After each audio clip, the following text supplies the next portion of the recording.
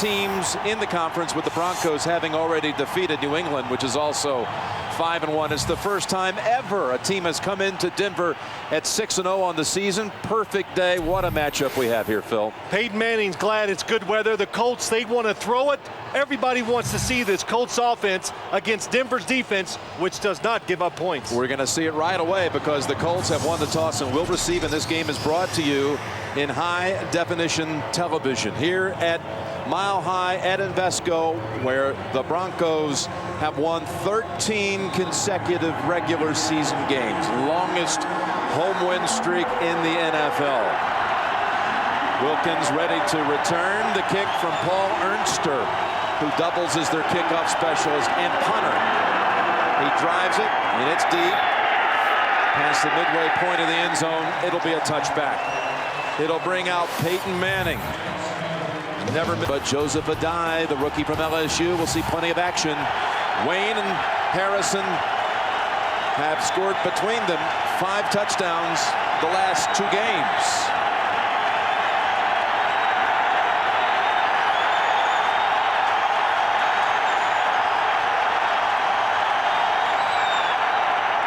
It's Rhodes. And he is crushed. Maybe got back to the line of scrimmage. That's Al Wilson barking. This Broncos defensive front Veal starts. Warren is inactive with a toe injury. The linebacking core, you just saw Al Wilson, a teammate of Peyton Manning's at Tennessee. And in the secondary, the 2 speedsters on the outside, Bailey and Darren Williams. 2nd down and 10. From the 20 and out of the gun, and Manning with a flag down just grounds it. Prior to the snap, false start, offense, number 78, 5-yard penalty, 2nd down. Terry McCauley will govern the game, the referee. So the Colts with this raucous crowd at full throttle here at the start.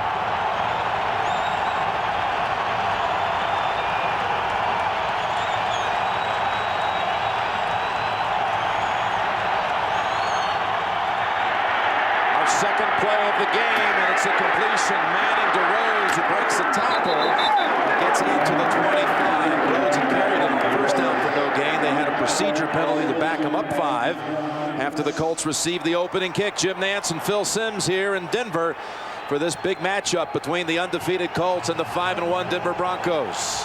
I've been here a lot of times, Jim. This is about as loud as I've ever heard the Denver crowd be against an opposing offense. It's 3rd and 4 from the 26.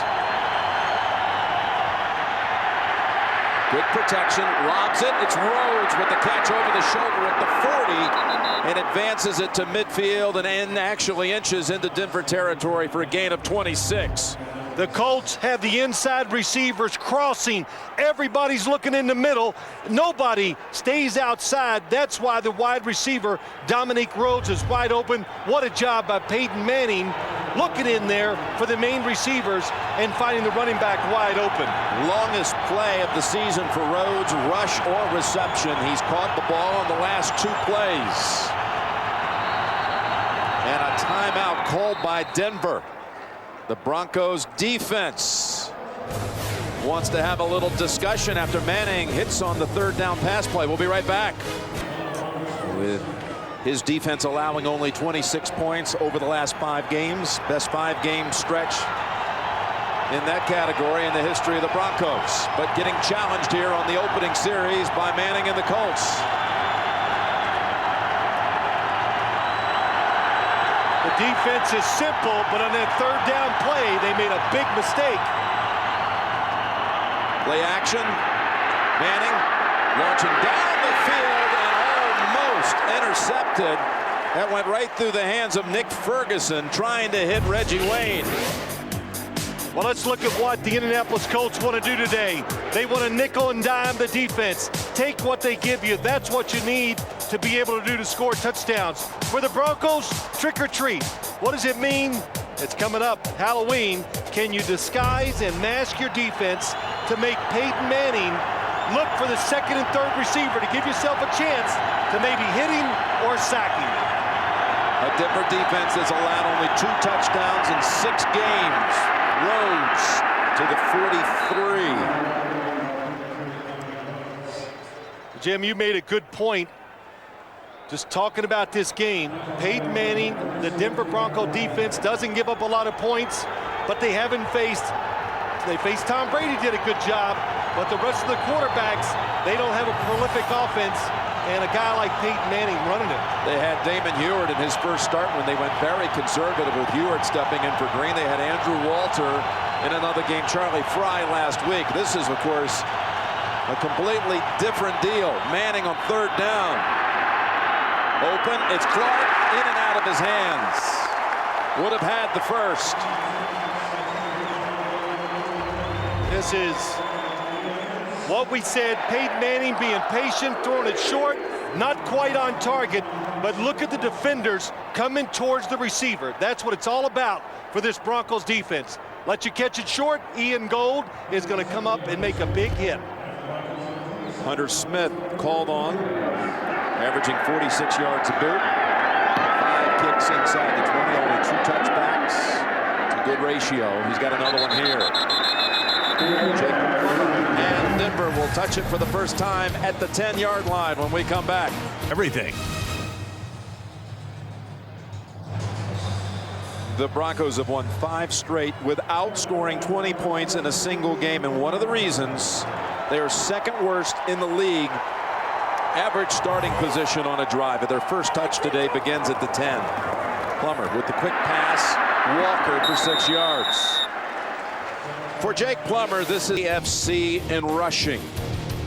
And Walker already with a catch, coming off a big game last week when he had 9 grabs for 107 yards against Cleveland.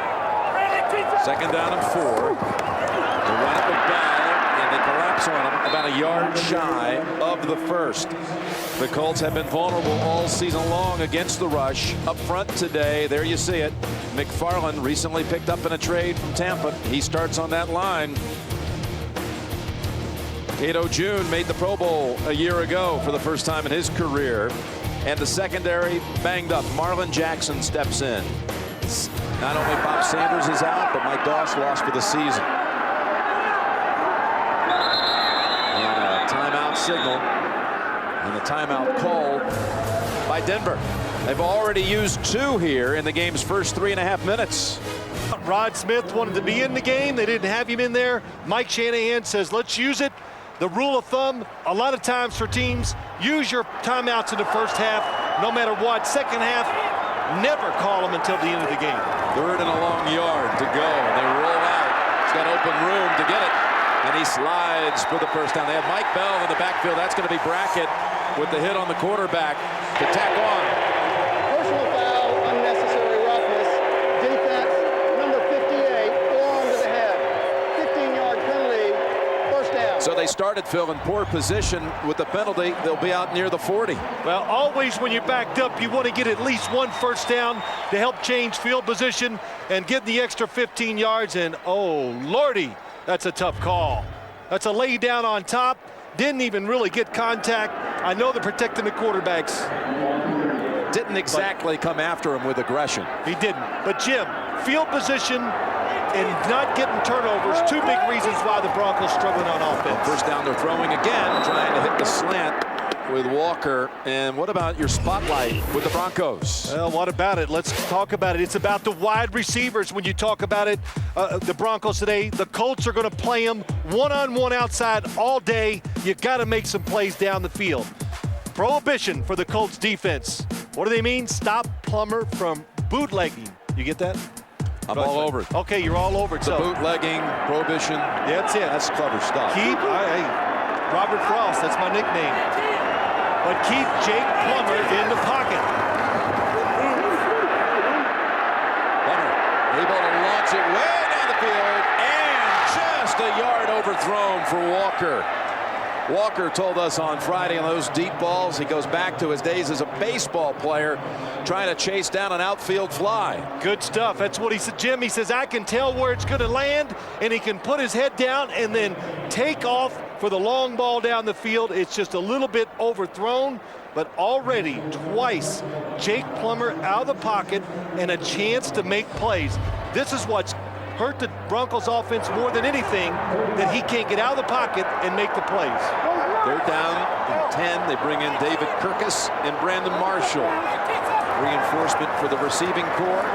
Good time for Plummer, and the pass is a completion, and that's Scheffler, the rookie tight end, fighting but coming up 3 yards shy of the first. Third and long against the Indianapolis Colts. You'll see it all day. They'll play it safe. They got good pass rushers. They make you throw it short. They got speed. They come up. They're excellent tacklers in a situation like that, and they stop the Broncos short of the first down. So Ernster comes out to punt, averaging on the season 42 yards a boot. Nothing blocked. 11 touchbacks, or 11 inside the 20 boots versus only 2 touchbacks. Wilkins will let it go as it flies into the end zone for the touchback. Each team, one possession, moved the chains a couple of times before they brought out the punters. Back comes Manning. Dell, purely you. You can take CBS Sports Line with you wherever you go on your internet-enabled phone. You can even manage your fantasy team with your phone by clicking on mobile, CBSSportsLine.com. So once again, the Colts come out, begin the drive at the 20.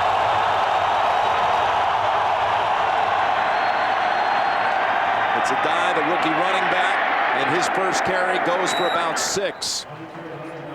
That first series, Phil, you saw a breakdown on the one long completion. I did, Jim. Look at all the defenders on the Broncos side. It's a zone defense. They're going to drop back, and Champ Bailey at the bottom of your screen runs across the field with Marvin Harrison. And look at the void it leaves on the right side. I don't know how Peyton Manning saw it. He makes the completion down the field.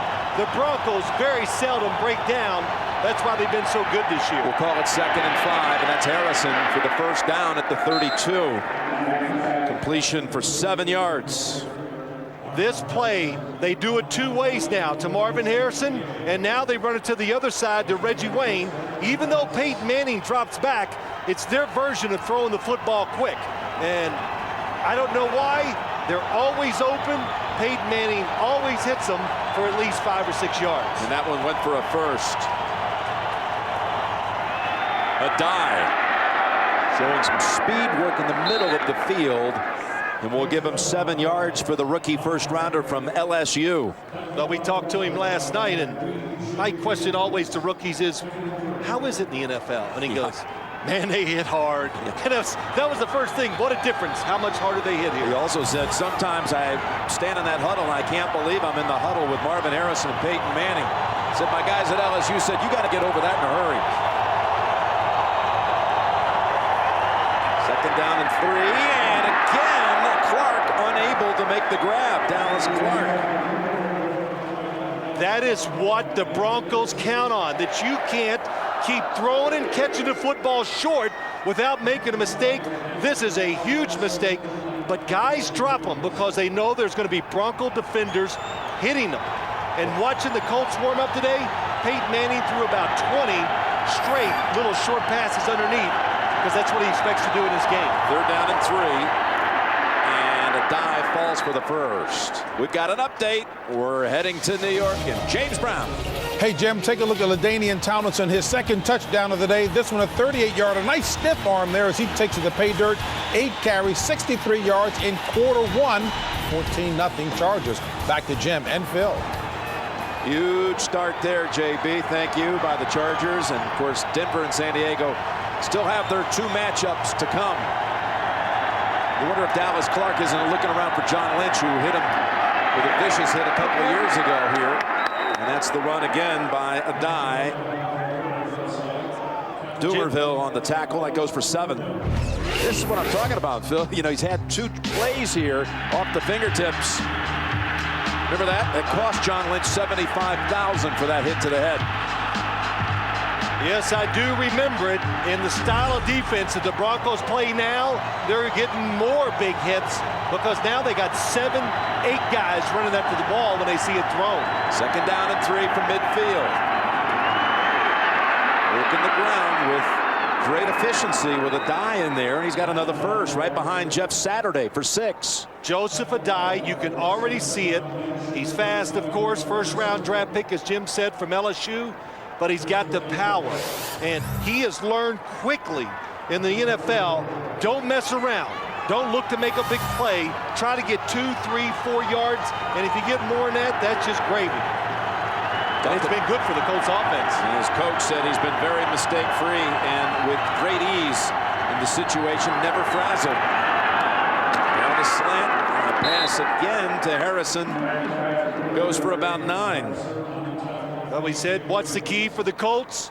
Patience. They're showing it with the run game, the short passes, and just a little tip. You saw Marvin Harrison. They're excellent at catching the ball and protecting themselves before the defense can hit them. Marvin Harrison, that's why he doesn't miss many football games as a pro.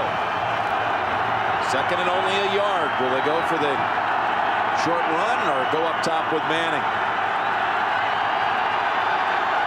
He caught him in a blitz, so Peyton Manning's going to change the play, and so did the Broncos. We'll go with the stretch play. He stepped across the first down yardage. Holding offense, number 86. 10-yard penalty, second down. You know, Joseph Adai sharing the workload with Dominique Rhodes, and this is something Adai's really accustomed to, splitting time, because at LSU, when he first arrived there, they had running backs like Dominique Davis, LeBrandon Tofield, both in the NFL. Devery Henderson was a running back before being shifted to a wide receiver. He plays for the Saints now. So Adai never had a 1,000-yard season. Started only 19 games. But this is very comfortable for him, Sure. being able to share it. When you're at LSU, you are truly in a farm system. You go to the NFL, especially the running backs. And you saw Rhodes, he likes it too. Pass to the 40, that's to UTEP for only 5. You know, these two trying to make up for the man on the left. That's Edgerrin on the left, Edgerrin James last year through this many games. And look, 40 first downs, the yardage almost identical with the tandem on the right. Touchdowns, James had 5, they have 4. It's 3rd down and 6.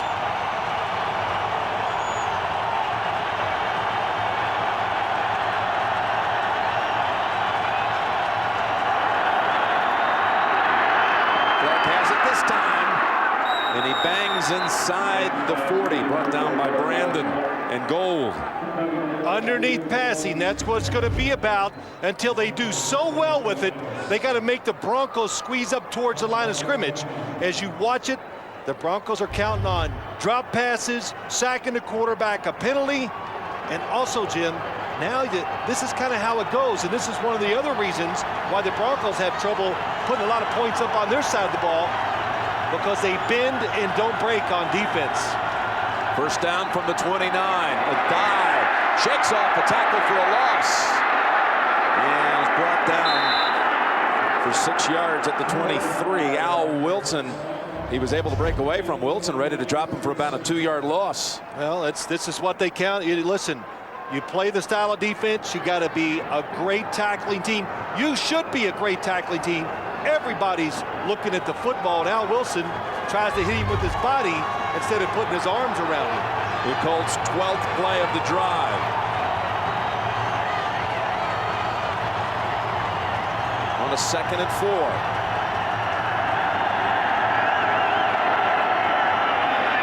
It's Adai, and he's going to throw. The rookie throws to the end zone, and it's broken up by the flag.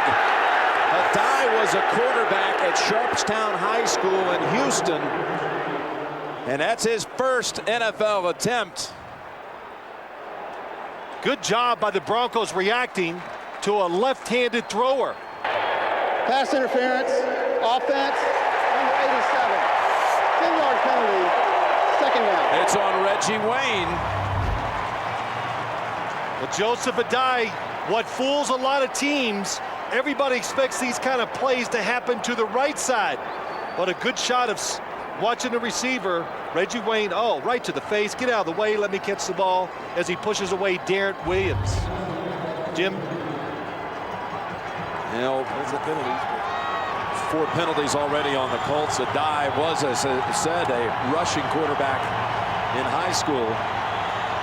That's pretty good spiral by, though. I told him I was going to get on him for not being a very good quarterback in high school, but a good throw by in that tackle. Rhodes replaces him in the lineup. Play action fake to Rhodes and a toss to Fletcher.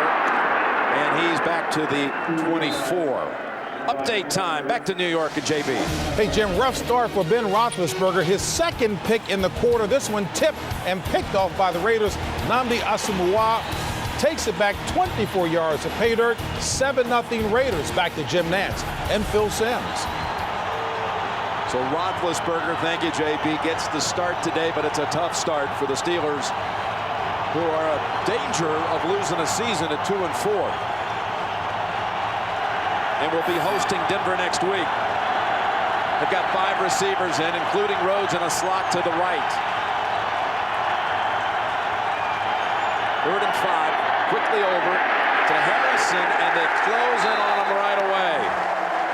No gain. Lynch and Gold.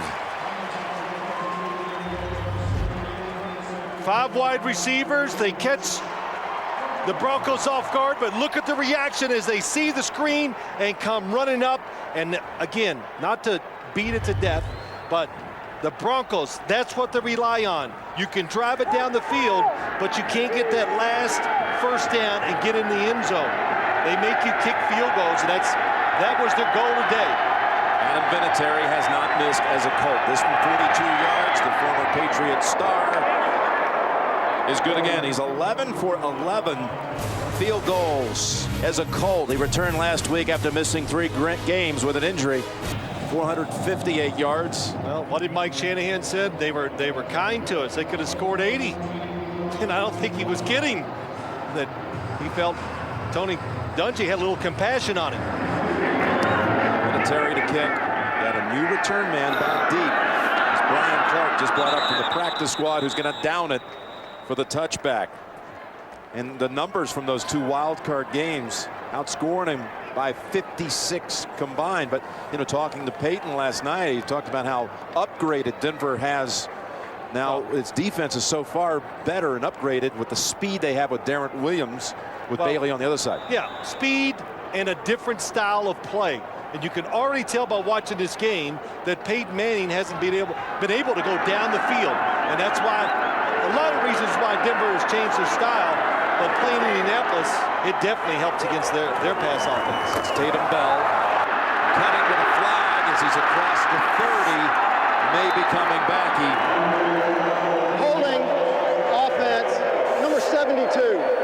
10-yard penalty, first down. On that right side, George Foster flagged for that one. This play really illustrates George Foster, the right tackle, something to the right. Well, we're going to barely see. Oh, yes, he gets beat to the inside, so he has to grab, but a cutback. That is something the Denver Broncos have not been doing, is having the runner start right and cut back to the left. So if you don't do it, what has happened, it's hurt all their bootleg passes with Jake Plummer, too. So 2 good reasons why they're not scoring as many points on offense this year. You could see Foster had a hold of Josh Thomas, otherwise he might have made the play right at the line of scrimmage, thus the flag. Now they come back with another run, and it gains only a yard. It's Thomas with the tackle. Tony Dungy has beaten all 32 NFL franchises.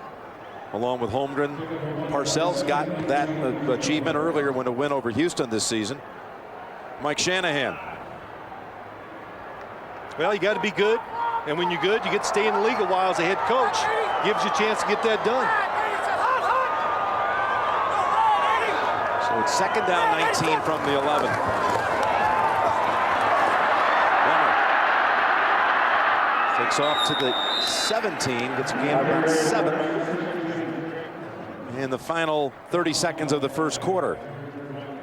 Dwight Freeney, no sacks this year. Here he comes, facing everything. Oh, we got a tight end and a running back. Does a good job, but then Jake Plummer escapes inside. So many reasons why he has not recorded a sack this year. It's definitely not hustle, putting a lot of pressure on the quarterback, just not getting rewarded for that overrated stat. They're going to take the next snap at the other end of the field. That's the end of the first quarter. 3-0 Colts will return to Invesco. And the NFL on CBS coming to you from Invesco Field at Mile High. And we start the second quarter here. Jim Nantz and Phil Simms. This is the 10th snap of the game for Denver. 7 of them have been from inside their own 20. Rolling out for Plummer and launching it long to Kirkus, and he makes the catch. A beautiful strike to David Kirkus. Goes for 45 yards. John Elway made it famous. Kirkus is going to fake, go this way, watch Jake Plummer go to this side, hopes to influence the defense to look at him and forget about the receiver to the top of the screen. Oh, and David Kirkus just hangs in there as long as he can and waits to the last second to make his break, and that's why he was wide open. He got past Antoine Bethea and Jason David. That's the longest pass allowed by the Colts this year. And a stack-up bell for only a yard. McFarland on the hit. Update time. Back to JB in New York. Hey, Jim, LaDainian Tomlinson had 2 touchdown runs in the first quarter. Steven Jackson of St. Louis says, give me some of this. 3-yard run and the stretch right there for the score. The gap has been narrowed. 14-7 in San Diego. Back to Jim and Phil. All right, JB, Rams off to a much better start than anyone forecast with their new coach, Coach Linehan. Here's Kirkus. Made the big play, only his 5th catch of the season, to move into Colt territory for the first time.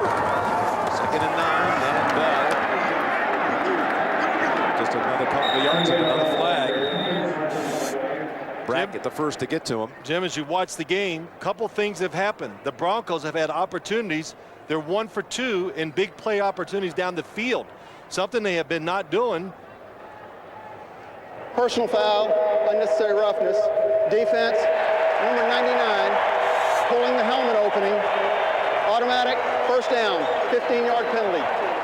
Big call against Ryan Lacasse. Yes, the other one, they went down the field, almost a connection with Javon Walker in the first quarter. And the Colts, like so many teams now in the NFL, they pride themselves in not giving up big plays. They called that on 99, but I didn't see him in the game. I think it's 98, Robert Mathis. Yeah, they said 99, but it's got to be Mathis 98. That's it on Sapp. And Sapp down, twisting the helmet. It wasn't Robert Mathis either. So ball now at the 20. And Bell for only a yard. Nothing opening up early for Tatum. He's coming off a 3rd 100-yard performance of the season, but interestingly, all of his 100-yard performances have been road games. Well, I know one thing. The Indianapolis Colts, they want to keep Jake Plummer inside, and they know Denver's going to try to run it.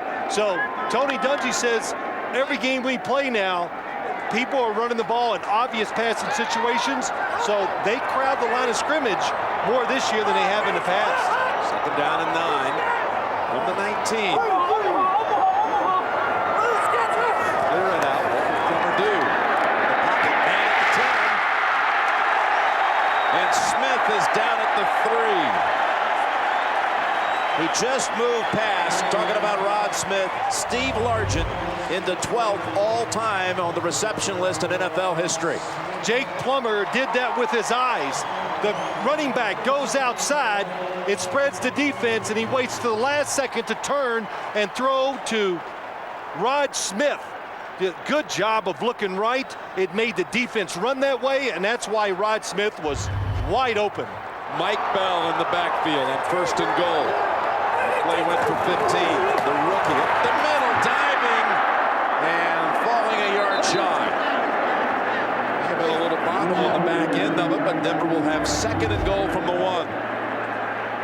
So hard to score once you get down inside the 3-yard line in the NFL, and every team needs a jumper. And because it's so hard to run into the defense or the defensive lineman and push them backwards, and that is a terrific job by Mike Bell. He had a clean hold of it all the way, and he remains in the backfield with Kyle Johnson, the fullback. Plummer trying to sneak it across, and it's a touchdown, Denver.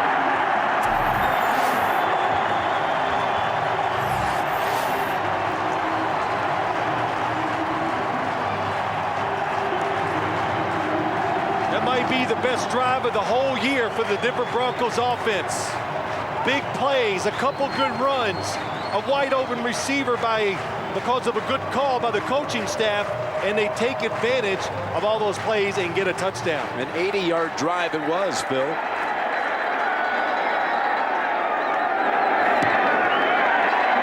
And Elam adds the extra point. His first rush touchdown of the season. And they lead 7-3, second quarter.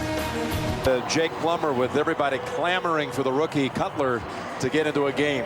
For Jake Plummer, his teammates, his coaches, I think it gives everybody confidence, and that's all the Broncos have been missing, is a little fire on the offense. They get that going, it's just going to make their defense much better. Plummer has now rushed for a touchdown 4 times in the last 3 regular season matchups against the Colts. Wilkins taken off. Slow down at the 28. So Manning and the Colts will come out with a 7-3 deficit. CBS is sponsored by Lipitor. MI3 starring Tom Cruise, available on DVD October 30th. And by Verizon Wireless.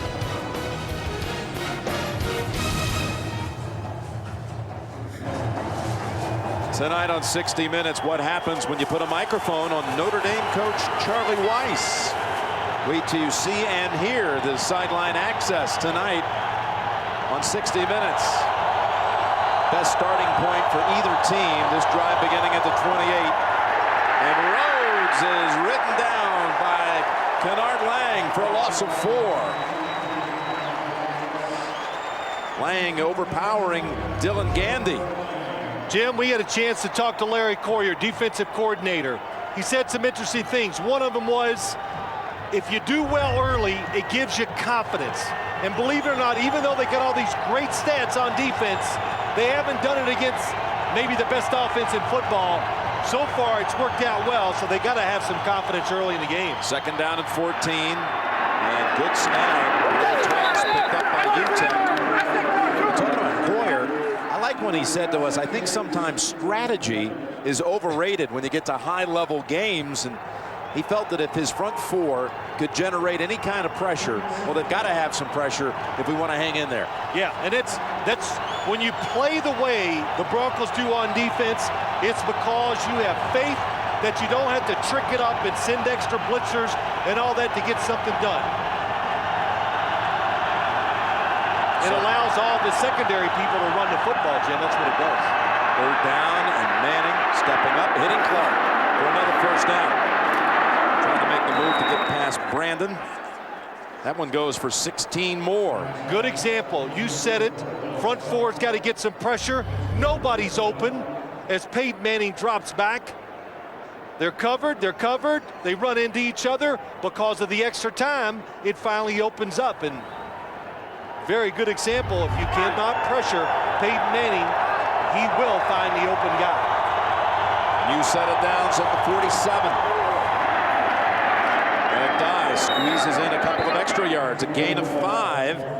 And we've got another update. Back to JB. Jim, off of a Chad Pennington pick, Reuben Jones caps a 10-play, 68-yard drive with that 2-yard run.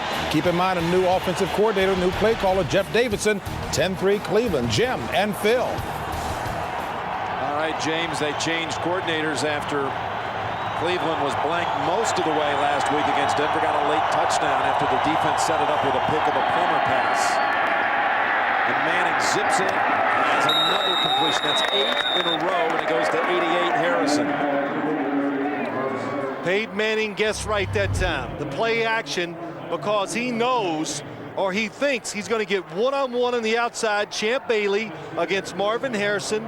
We told you, both teams, they don't want to give up the big play, so you give the wide receiver some room, and the quarterback can put it where he wants, gets a good completion. He's inside the 40. Clark, blocker in front, Reggie Wayne.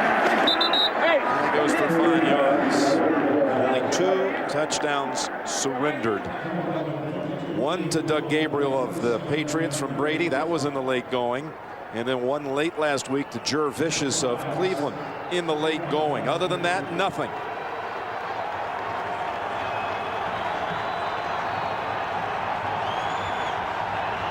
In fact, this team has won its last 4 games, talking about the Broncos, by exactly 10 points each. The action coming in, Manning gets it away, and the pass good for another first. It's Reggie Wayne coming back to grab it. 13 yards and a first. Why is Reggie Wayne open at the bottom of the screen? Watch John Lynch come up. Safety goes in the middle. Peyton Manning knows it. He almost always fakes right and throws left on this route. Before you saw it, it was a fake left, throw right to Marvin Harrison to the right side. So when he thinks there's going to be somebody in the middle, he's going to throw it to the sidelines to his talented wide receivers.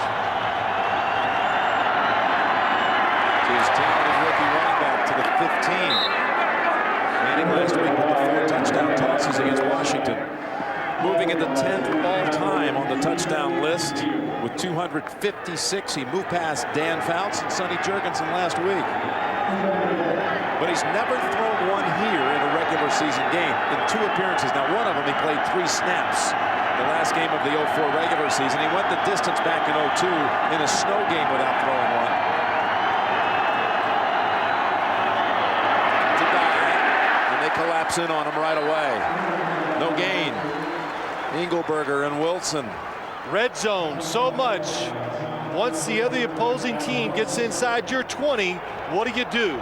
Indianapolis's offense, number 1. Denver, number 1 in defense. And the Broncos make no bones about it. They know the Colts are going to go down the field on them, make some plays, but can they stop them here and make them kick field goals? It is a great matchup within the game. The best red zone D against the best red zone offense. 3rd down and 4. Underneath they go. Catch made, but a yard shy is a dime. 4th and about a yard. Really close. If I was the Colts, I'd say, give us a measurement. Tony Dungy says, nope, he doesn't even want to look at it. He's throwing the field goal team in there immediately. Yeah, Vinatieri races out there along with the holder, Hunter Smith. It'll be a chippy for Vinatieri from 30 yards. It tells you that Tony Dungy has a strategy for this game, and he's not going to alter it with a short 4th down chance. It's good again. Drives that one through. One from 42. This one from 30. 7-6. Broncos bend but don't break. Report. Manning has completed his last 10 passes, but unable to get it in the end zone to this point. Jim, here we are 5 minutes ago. The Broncos have had the ball twice. Vinatieri all the way back to a point where it cannot be returned by Clark. So Plummer coming back out after driving them distance last time. We're back in Denver. Jim Nance and Phil Simms. And you know, in this rarefied air where the kickers take advantage, it seems like every drive starts in poor field position. Yeah, it does. And Jim, 3rd time with the ball. Just another reason why style of play by Denver just makes it tough to score a lot of points. Already within 5 minutes, 10 seconds of halftime. Toss. There's Scheffler, the rookie, with his 2nd grab. And it goes for about 27 yards. Jake Plummer, one of the few quarterbacks in the NFL that can go to the opposite side. He's a right-handed quarterback. He can run left and throw on the run, and I think he's the best in the league when it comes to throwing on the run. I watched him in practice Friday. He did a couple of them running to his left, and I go, wow, it's different. Most coaches won't even call it. And then Jake Plummer gets a chance. He takes advantage of it. Scheffler, the rookie from Western Michigan, had 2 catches coming in on the year, has 2.5. Here's Tatum Bell picking up a large chunk for 7 yards right behind his center. Tatum Bell last week, 115 yards, 7th career, 3rd of the season. But he had 24 attempts, had a similar type effort against New England, and he added a touchdown run. The Colts said they did not want Jake Plummer outside the pocket. 2 for 3, 2 big gains and a near miss. Tatum, a little confusion. They run into each other, but he breaks away and then slips just past the first down. Picked up 4 when it looked like there might be nothing. As you watch the Bronco offense today, they just have not been made. Jake Plummer he's worried about getting out there, and he goes so wide he runs into Tatum Bell. But the rhythm, the bootleg passes, the running of the football, this is what they looked like last year. Haven't found it yet this year, but today off to a very good start. White Bell comes in for Tatum. Kirkus at the top of the screen. It's got to be a drop back pass. You called it. Down the sidelines, looking for Kirkus again. And unable to run under it. The crowd wanted an interference call on Jason David. Here's why I thought it was a drop back pass, Jim.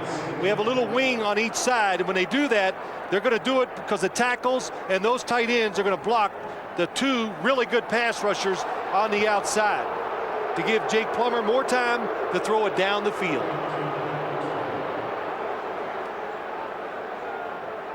That is close. Jason David leans into him, pushes him, and cuts off the angle of David Kirkus. 2nd down and 10, and Plummer on a busted play to the 37. Down by McFarland. College football next Saturday on CBS. Jamarcus Russell and the Bayou Bengals of LSU tangle with Eric Ainge in Tennessee. Our guys, Vern Lundquist, Garrick Danielson on the scene for another exciting SEC game. And we'll have Tim and Spencer in the studio, plus special guest Archie Manning on the TIAA Cref College Football Today next weekend. Good game. Look forward to it. They empty out the backfield on 3rd down. Looks left now, goes middle. It's Rod Smith. The 2nd time in this game, the old wily veteran picking up a key 1st down. Pass protection, that's what does it. And that allows Rod Smith to go down the field. Look how long it takes him. But they take care of Dwight Freeney and Robert Mathis on the outside, and Jake Plummer did not panic. In fact, he backed up a couple steps so we'd have room, able to see the coverage down the field, and made another good throw. Larry Centers next on Rod Smith's hit list as he moved past Steve Largent today with 2 grabs. They're driving again, leading by a point. Favorite NFL team? Visit PriloSecOTC.com. One of Jericho's own returns with news from the outside world. New York made it? What about D.C.? It's going. And Jake's past comes back to haunt him. Do we have a deal? If you start striking bargains with the bad guys, it's the beginning of the end. Jericho, a new episode, CBS Wednesday. We've got the Sprint halftime report coming up. JB, Dan, Shannon, and Boomer with the recaps of early victories today. The Ravens impressive, handing the Saints their 2nd loss of the season. Kansas City in a shootout over Seattle. All the recaps coming up in the Sprint halftime report. It's a 1st down coming out of the 2-minute warning for Denver. Dwight Freeney is not in on this play on that Indy defense. Tatum Bell again able to churn out 3 yards when it looked like he might get stopped behind the line of scrimmage. Clock management here, not a problem for the Broncos. It's what do the Colts do? They have 3 timeouts. After this play, will Tony Dungy, if they don't get many yards, will he take a timeout to give his offense one more chance? before the half ends. So Freeney now back in. Remember, Denver burned those 2 early ones in the first 3.5 minutes of this game. I think that's one of the reasons why they ran the football, Jim, just to make sure they do not give the Colts another chance at another. Drew met him head on, and there's the timeout called by Indianapolis with 3rd and 5 on the way for the Broncos. To go in the early going and much closer games this year. Tony Dungy telling us last night that he thinks it's been good for his team. It's more like the National Football League, right. The way it has been. More realistic. Last year they would have teams and they'd have such advantages. Their defense would take advantage of that. They get all the sacks, the turnovers, and this is the real NFL. Playing it down to the wire. And a real 3rd and 5 on the way. And Plummer sidestepping pressure and leaning for the first. Nifty run by Plummer. I never saw the opening there for him, but he found his way to the first down yardage. Well, the snake, he got it done. And he finds a way to work his way through. Not a big hole. Nice cut. And then has a little power to break out the tackle. Leans forward for the first down. And that is, gets the first down, gives you a chance to score. And now gives the Indy offense no chance before halftime. Did you say he slithered for the first? The snake has him at the 15. Wordsmith. Really off his back foot that time. Plummer stops the clock on the incompletion. 27 seconds. That's just a throwaway. Felt the pressure, threw it short into the ground. Good job by Jake Plummer. You know, they opened up the game with a little toss to Javon Walker, and that's the only catch he has so far in this game. That one for 6 yards. In the red zone this season, 50% touchdown conversion rate.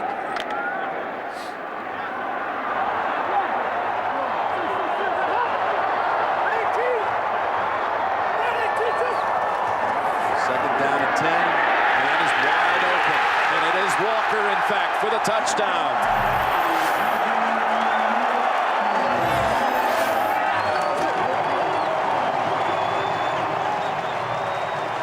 Mike Shanahan says this guy just loves to play, and he, like all wide receivers, are really good ones, wants that football.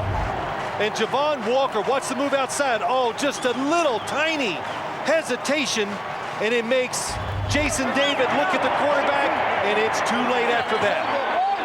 Perfect throw by Jake Plummer. Walker says going against Champ Bailey every day in practice, who's there to be afraid of out there? Elam makes it an 8-point margin.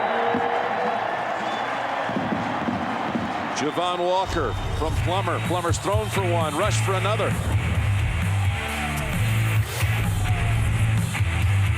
Another 80-yard drive, the second of the game for Denver. Walker, who had his best game as a pro against the Colts when he was a Packer. What we say early in the game, the Broncos said we got to win one-on-one situations. That's what it was that time.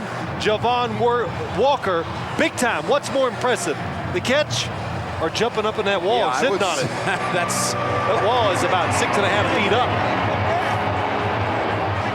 Walker had a 200-yard, 11-catch game against the Colts 2 years ago with 3 touchdowns. That was the game in Indianapolis. He's got another one today against the Colts. And this is going to be run out by Wilkins. And the play made all the way back there at the 15 by Jerome Cox. The script has almost been perfect for the Denver Broncos in the first half.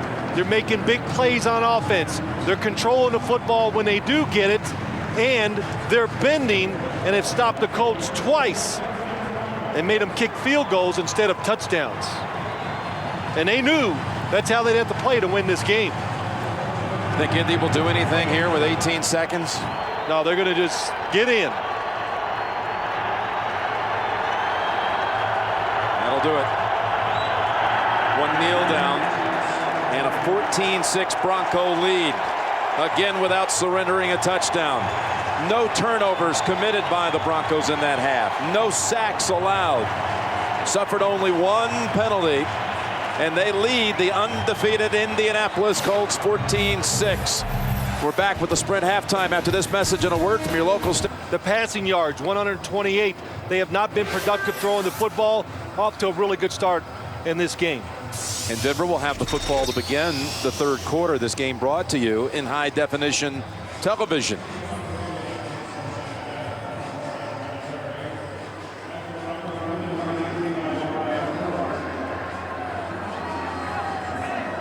Talked about how they trailed the third week in a row. Actually goes back 5 consecutive games, either trailing or tied at the half. And now the run back by Clark. And there he is out to the 26. Well, in this one, the Colts got a 42-yard field goal by Vinatieri. That was a 14-play drive. Then Plummer took him 80 and got the last yard. Vinatieri on an 11-play drive for the Colts. Connects from 30 yards, and then Walker with what has to be a little holdover from the old Green Bay days and the Lambeau leap into the stands here at Invesco Field. So what are you going to name it?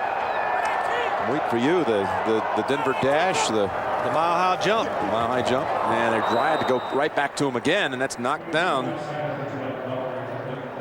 That was Nick Harper who made the knockdown, and that's Gardner shaken up.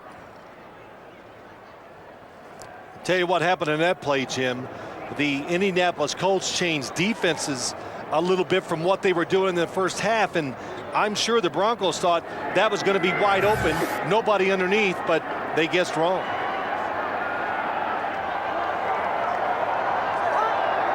Mike Bell in the backfield, and the rookie from Arizona runs over one tackler. There's Nick Harper, and then he ends up getting 5 yards. Mike Bell, the impressive rookie who during camp, undrafted, was the surprise starter in the end of the preseason before Tatum Bell eventually got the job back to begin the regular season. What you see a lot of times, as I look down the field, that hard run by Mike Bell has a player down. It's Nick Harper. We'll be right back to Mile High. There's Nick Harper. He comes out for a play after shaking up on that last one. Kelvin Hayden is in the lineup, number 26. Another injury on this defense, something the Colts don't need. And it's Plummer on third down and just wide of the mark, looking for Walker.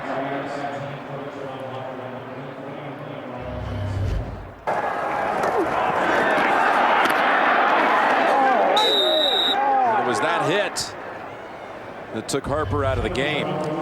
Jim, all these teams that run 2 backs and they switch on and off, what that guarantees you if you're a defensive player, that they're going to run hard. They take advantage of every opportunity, and when there's nothing there, they're going to plow into you. So Nick Harper found that out the hard way. A big stop by the Colts defense, 3 and out for Denver to open up the third quarter.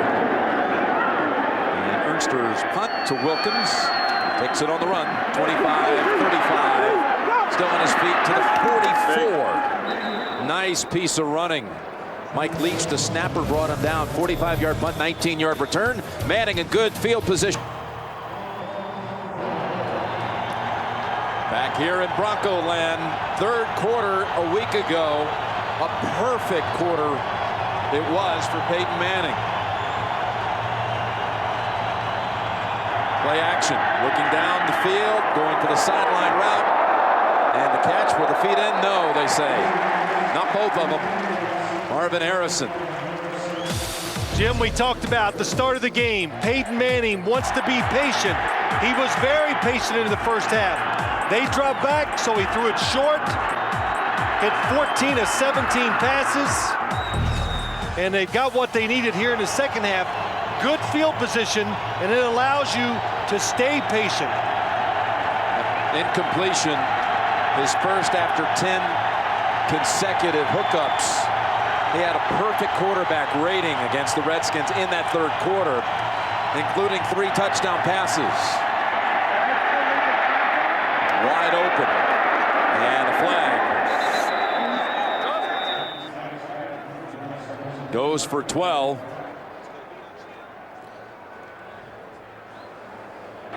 Illegal contact, defense, number 24. Penalties decline, first down. Interesting what they did on the outside. Marvin Harrison's going to try to go by him, and then he stops and looks for it short. Peyton Manning says it's hard to go deep on Champ Bailey.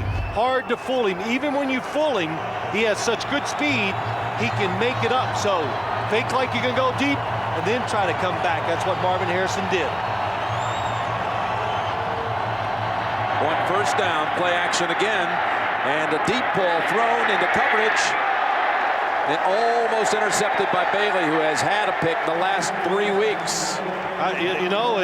That time they try to go by him again. Watch Marvin Harrison, you think, hey, he's got a chance. Little double move. But Champ Bailey stops, but the speed to restart and outrun Marvin Harrison to the football. And I think Champ Bailey is the best cover corner in the National Football League. And I think there's a pretty big gap between the next guy. Second down and 10. The Colts, they like to go deep. Tried it a few times here in the second half. Gonna run with it. With a dive. Into Williams, and look at him carry Darren Williams across the first down line. And Lilja, who was in there for Gandy on this series, helped clear the way for 12.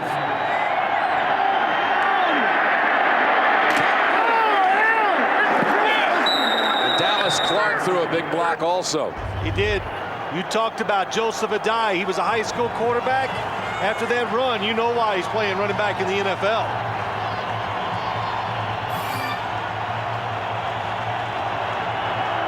And the first down from the 32. Looking left all the way, and it's to Wayne. And another big gainer before goal twists him down. That's another 19 yards. Yeah, so far, Jim, and Larry Corrier, defensive coordinator for the Broncos, he says no matter what you see, this Colts team, they're vertical. They want to go down the field. Another nice fake, a little hesitation, make them think you're going deep, and then they stop, and a big gain for the Colts passing game.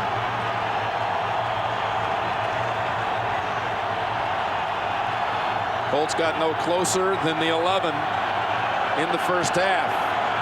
But a first down at the 12. To Wayne, touchdown, Indianapolis. Only the third one surrendered this season by the Bronco defense. Here's what they did. It's all on the quarterback. He makes the defense go right. It creates a little hole behind John Lynch, and Darren Williams cannot make it up. They put all the receivers to the right, Reggie Wayne to the left, quarterback looks right. There's a big gap in the back of the end zone. Perfect throw by Peyton Manning. Number 257 on the career for Manning. Third of the year for Wayne. Vinatieri adds the single extra point. Too early to go for the 2. Absolutely. Don't chase the points. And they did. Field goal drives in that first half. Yep. So much for patience. The Colts have said, you know, we're going to go after it. Went down the field much more. Very successful. Vinatieri, another big boomer that will not be returned. What did you see on the touchdown? Well, I saw a lot of things. First, we got 3 receivers to the top. But what happens is Reggie Wayne goes to the back. John Lynch comes up. The safety goes to the middle. So Peyton Manning catches the defense rotating, and it creates a bigger hole in the back of the end zone. So that is good planning. He looks a little to his right. He caught him going the wrong way, and that's why Reggie Wayne is wide open in the back. You know, Reggie Wayne and Marvin Harrison between them did not have a touchdown through the first 4 games, but now they have 6 over the last 3. And it's Mike Bell. You know, Tatum Bell was a little bruised coming into this game with a foot injury. I don't know if that's the case because he's still over on the sideline prepared to go back in with a helmet on. But Mike Bell has been the back here the first 2 series of the second half. Yeah, we've been looking for it, but I think also Mike Shanahan wanted to try to play Mike Bell a little more just so he could cut the runs back and maybe create some big runs, but also help Jake Plummer when he decides to leave the pocket. There's Mike Bell. Nick Harper, remember, shaking up on that last series. He's back in. There he is. Already out with dust, lost for the season. Bob Sanders out for 4 games in a row now with a knee. False start, offense, number 64. 5-yard penalty, 2nd down. Update time to New York. All right, an alert play by the San Diego defense. Take a look at Stephen Davis of the Rams here, fumbling the ball right here, picked up by the free safety Marlon McCree, looking for daylight. Good nifty moves here. He returns it 79 yards, Jim, and Phil, to pay dirt. San Diego on top, 21-7 in the 3rd. Back to Jim Nance. Phil Sims. All right, Chargers defense coming up with the big play to stretch the lead to a pair of touchdowns. 2nd down, 13, and Plummer in trouble, but squeezes between 2 defenders, throws it downfield, and that's incomplete, out of bounds. Pressure by Gary Brackett. That was a tremendous throwaway by Jake Plummer. The coverage down the field. It's a blitz this time by the Colts. It's man-to-man. Jake Plummer is going to really be looking to the top of the screen. Oh, boy, that is a nice move. Remember, they threw that one to the sideline early in the game to David Kirkus. And if the pressure doesn't get to Jake Plummer, he is going to throw a completion deep down the field. Stepping back from Brackett, but he's got a 3rd and long. They were 3 and out the first series of this half. In danger of that again. Blitz, and for the first time, the sack and a fumble. It's Brock with the recovery. It looked like Dwight Freeney may have knocked it loose. This could be it. The first sack. They're going to rule that it was no fumble. They're going to rule him down, Phil. And here's Freeney looking for that sack. It probably will be. He'll get at least half, but the Colts on offense more aggressive in the 2nd half, throwing it down the field, and now their defense comes with back-to-back blitzes. So Tony Dungy went in the locker room and said, let's go. Let's get after him. Do you challenge the fumble? No, you can't, Jim. They ruled he was down. They blew the whistle. They still have that continuation call this year after the whistle. Now hold on. There is a red flag, indeed, right at the last second. A challenge issued by Tony Dungy. They want to challenge whether or not that was a fumble by Plummer. There is a continuation, but they did not let the play continue. They stepped in and got in the way of the place. Indianapolis has challenged the ruling on the field that the quarterback was down by contact. Timeout. Well, it's a huge challenge. It's actually the first time a Denver opponent has issued a challenge in a game this year. Jake was never on the ground, Jim. He was on him to defenders.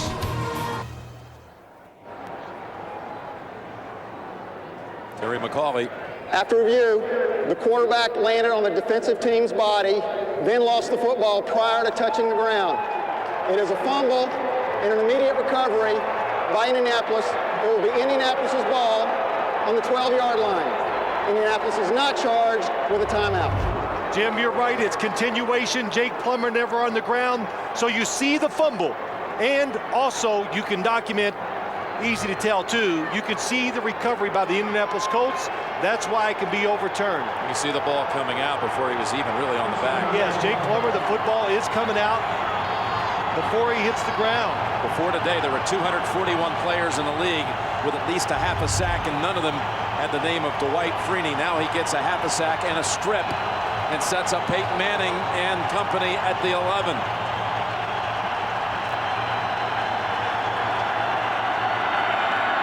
With the middle, a dive to the 5, right behind Dylan Gandy. Tony Dungy said to us last night, and I said some things to him like, why the change in the 2nd half? They've been behind, they've come back and done some wonderful stuff. And he says on both sides of the ball, we get a feel for what the other team is doing. We're deciding what plays to call. They're going to work the best for us. And that's one of the big reasons why they're 6-0. They can get a first just outside of the 1. 2nd down and 3. They'll stay on the ground, and Gold comes up. Makes the immediate smack for no gain. You know, Dwight Freeney in 27 sacks over the last 2 years, best in the league. He finally gets on that board, as you said, an overrated category. And that's the first takeaway by the Colts defense in 9 quarters. Even his teammates, Jim, last night were making fun of him. I really honestly felt sorry for him. 3rd down and 3. He gets a lot of quarterback pressures. That's maybe more important than sacks.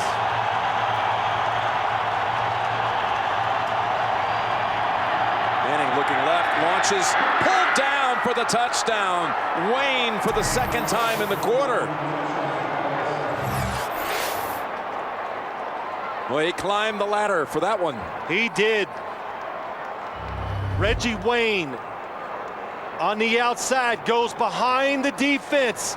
Everybody watches Peyton, and they go parallel. And I'm not teaching here, but how many times do I say it? Where's the best spot to throw a football when you're down inside the 10? The back of the end zone. Players lose touch, defensive players, with the back of the end zone. They're used to going forward, and they let the players get behind them. They come out with 14 points in the first 6 minutes, 6 and 27 of 29 venues. 1 game in St. Louis, no. A quarter at Seattle last December, no touchdown toss, but 2 today in the 3rd. After 3 in the 3rd last week. That's 5 over the last 2 weeks coming out of the locker room in the 2nd half. Ryan Clark, right sideline, hurdling, and flags are everywhere. Jim, I talk to players, you talk to coaches in the During NFL. return, illegal block in the back. Receiving team, number 40. Half the distance to the goal, 1st down.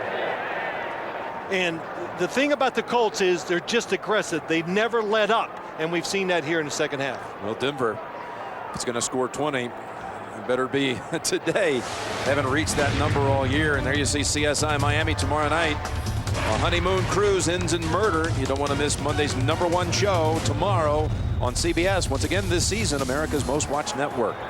Tom Moore, Peyton Manning, it's just full throttle. Even when they throw it short, they just keep coming at you.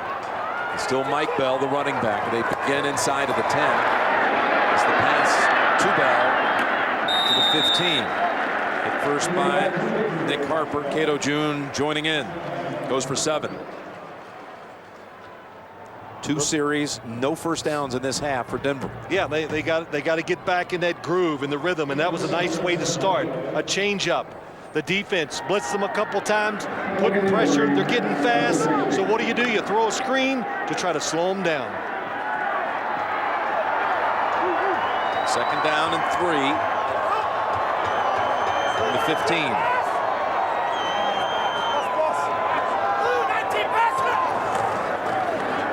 Mike Bell running with a lane and a first down.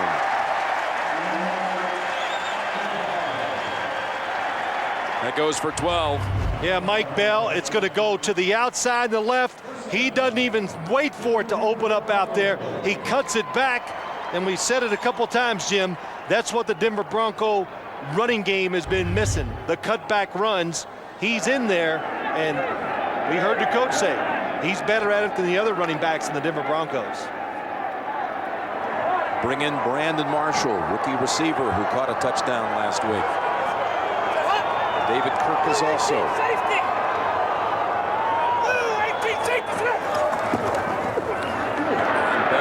earns another handle, and it's another nifty run for about 7. We've got another update back to James Brown in New York. Hey, Jim, Cleveland's aiming for its 2nd victory of the season. Take a look here. Charlie Fry on the play action, hooking up with Kellen Winslow Jr., a 30-yard strike.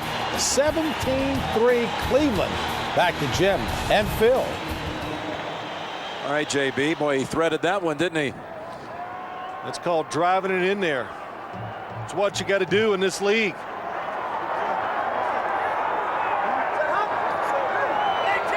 Second down and 3 after a 7-yard run by Mike Bell. The play action fake, and they go left. And there is a flag. That's Tony Scheffler with his 3rd grab of the game.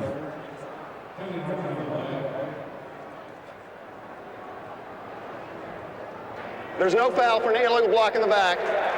3rd down. Correction, first down. It's a first down. He moved it across the line for the first down. Freeney saying, what? I know one thing. What a reaction. The Indianapolis Colts, their defensive line, they're not taught a whole lot except go after the quarterback. They were chasing Jake Plummer. It's a screen pass, and they all stop and hustle to the football. Dungy's a yard out on the field wanting an explanation of that. When you see Dwight Freeney, he wanted to be sure to pass along.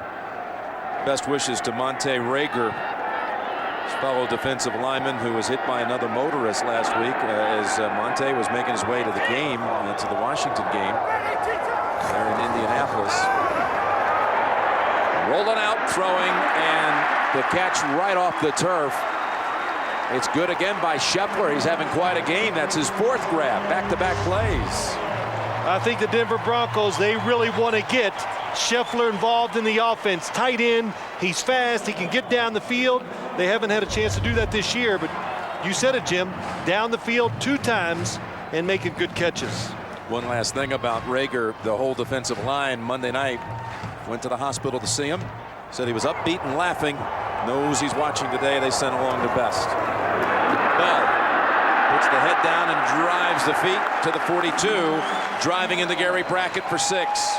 Well, I think you said a couple weeks ago, when we did the last Broncos game against when they played Kansas City, Mike Bell says Willie Parker, inspiration, not drafted. He was in college, thought he might not be drafted. He goes, well, if he can do it, maybe I can get it done. And he came to the Broncos training camp, worked hard, and I'd say it's working out pretty well. And we had a good time sharing that story with Willie Parker last week, telling him he had someone out there who looked up to him. And we'll be on the same field next week in Pittsburgh. Look at the rollout. The open man is Plummer with the precision pass to Walker. And they've got that rhythm back again, Phil. It's just so good. They got the runs going, Jim, and they got the defense chasing the runner. And for the first time all year, it's really allowing Jake Plummer to get out and do what he does best, throw on the run, and again, right on the money. Tatum Bell comes back in. This drive, remember, started all the way back at the 9.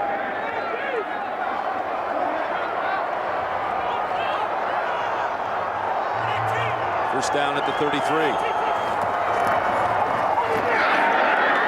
And Bell picks up a couple of yards into the arms of Dan Klecko. Throughout the week, you can log on to NFL.com and you can actually vote right now for the 2007 teams that will play in this year's Pro Bowl. It's in your hands. Vote on NFL.com. So Mike Bell sits out one play and he returns. 2nd and 8 situation at the 30.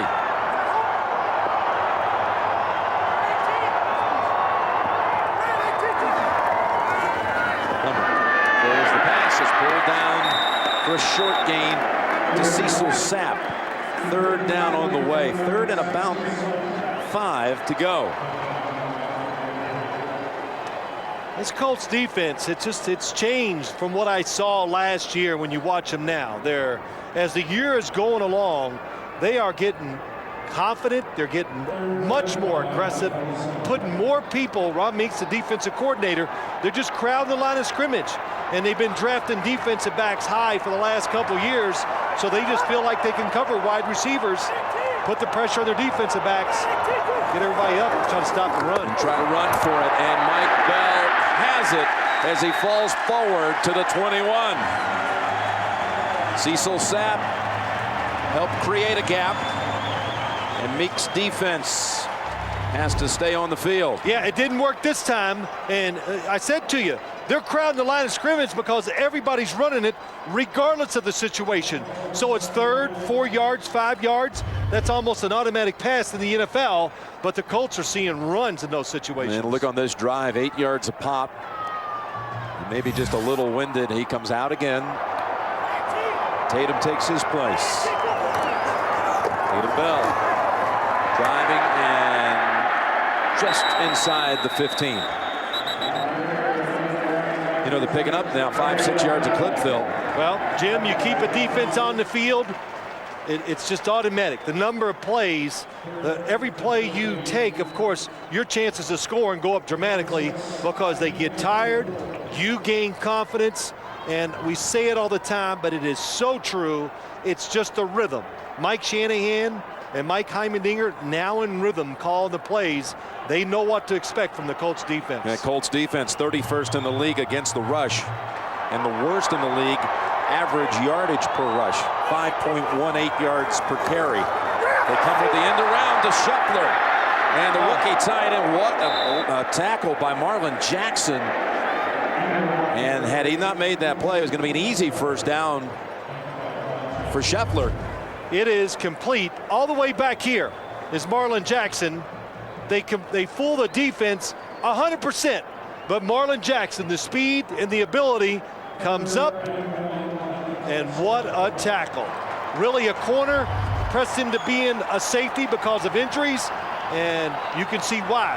Long range, Tony Dungy thinks he might be an outstanding safety. Third down and a yard to go.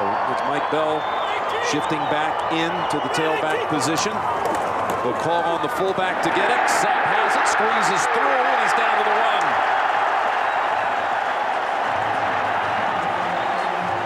Sapp with a big block on this drive, a catch, and now a third down carry for the first. The shifting, the movement by the Broncos, just trying to divert enough attention from the defense so they can give it to the fullback, who very seldom carries the football, and he takes it all the way down to the 1. Only his 4th carry of the year, goes for 11. We've seen Bell fly through the air, a late defender on the field. It's Freeney. First and goal, Bell up and over and in for the touchdown. What a drive. 14 plays, 91 yards. And the Broncos, Jake Plummer, they did it. 20 points. Yes, they're there. There you go. And they're going to tack on one more. He laughed to us on Friday. He says, man, thought we had it last week. So they're laughing at themselves a little, but they knew today they'd have to put some points on the board to beat the Indianapolis Colts. Actually, they got 21, and they've got the lead. They close out the third quarter with the touchdown to regain control at 21-20. We've had 3 lead changes. The 4th is going to be a dandy. From a yard out, and got the big yardage on that drive on the ground. And they have, yes, they have reached that 20-point mark for the first time all season. Well, I think we pointed out all the reasons. Some of it's bad play, but circumstances have created most of it. So we start the 4th quarter with a touch quarter with Gerard Warren inactive today with a toe injury, but raising the roof for that defense that could not stop Peyton Manning in that third quarter. Manning with the play action, the quick toss, it's a dive with the first down and plenty more. Quick 17. That is a play to throw to Joseph Adai all the way. It's like a halfback delay. They send everybody straight down the field. The Broncos defense retreats. He's wide open, picks up a first down. Another tight affair for Indianapolis. They might be 6-0, but they've had some games coming down to the wire. And it's a dive for 4 yards. Had a 1-point win over Tennessee, 3 over the Jets, by 5 over the Giants, Jacksonville by 7. A totally different way of doing it than a year ago. He just went over 35,000 yards in his career with that toss to Adai. He did it in 135 games. It took him 1 more than our colleague Dan Marino, who has the record, getting to 35,000 in 134 games. Fakes left, goes right. It's a dive. And a third down coming up. You know, the way Peyton throws the ball, I mean, every week you're trying to put his performance in some sort of context. Last week it was about passing Sonny Jurgensen and Dan Fouts on the touchdown list. Well, but most of the time you're talking about Brett Favre, Dan Marino, and Peyton Manning. 3rd down and a big 4.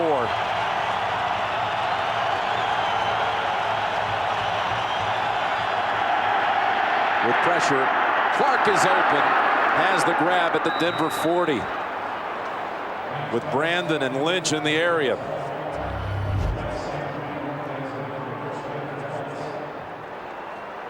You see that play so many times. The wide receiver coming underneath. That time Peyton Manning says, hey, they're going to cover him. So he goes down the field and hits Dallas Clark.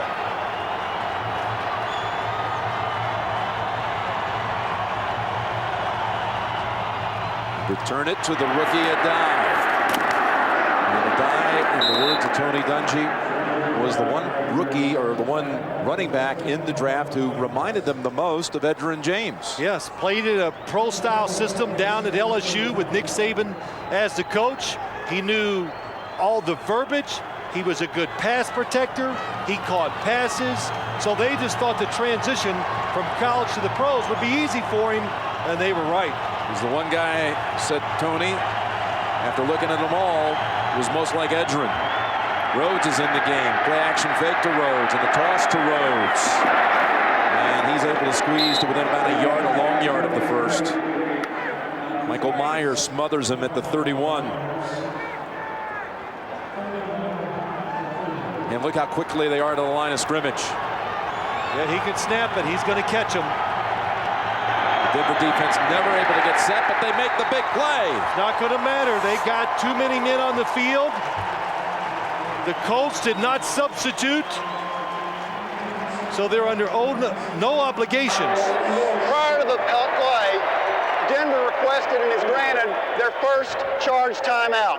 There is no play. So they wave off the play, and thus the penalty. We'll be back to Mile High in a moment.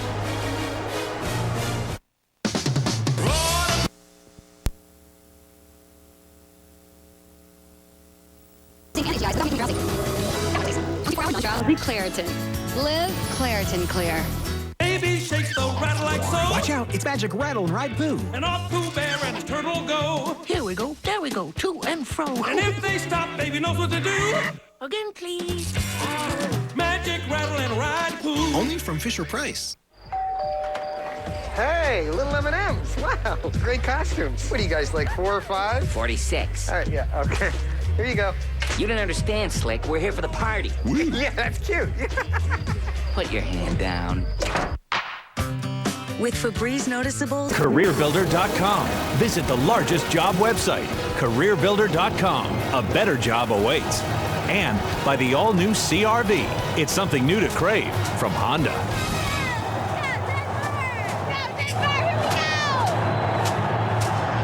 When you play the Colts, always be alert for the quick snap. Look at the guys coming off. The Colts do not substitute anybody. John Lynch says we're in trouble. He calls the timeout. If you don't substitute on offense, like I said, you can quick snap the defense and get a 5-yard penalty. 3rd and a yard to go. They fake to Adai and they toss too wide of Dallas Clark. And they're going to bring out Vinatieri. Well within his range. The Colts, Jim, they gamble. They go for it. Instead of running the football and picking up a first down, they fake the run because they were looking for a play that was going to get a lot of yards. The speed is there for the Broncos defense, and Peyton Manning is off target. 48 yards on the way for Vinatieri. 12 for 12 on the season. And this one, absolutely down the middle. 48-yard field goal to regain the lead, and our 4th lead change of the afternoon. Hello, Mr. McDermott. Call me Jim. You'll be my son-in-law in a few weeks. Okay, Jim. Actually, I hope you can think of me as a buddy. Sounds good, Jim. Jimbo. Jimmy Boy, the Jimster. Jimmy Crackcorn, and I don't care.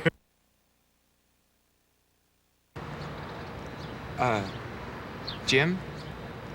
I mean, Mr. McDermott? Sir? Switch to the network with the fewest dropped calls. Singular, raising the bar. Rib lovers, get to Chili's for the best new flavors from around the country. Mix and match any two from 5 authentic flavors. 2 tastes, 1 plate. Only at Chili's. I want my Chili's. Spice-alicious. Baby back ribs. Tomorrow, if you think you've seen the mission, on my mark, think again. Execute. The best Mission Impossible yet is even better on DVD. Let's hunt. Find him. Tom Cruise, Mission Impossible 3. Buy it on DVD tomorrow. Today I will earn rewards points in more ways than ever before. And I will do it while Victor tries to distract me. First, I get points for using my Citibank debit card. Next, I get points for my city mortgage.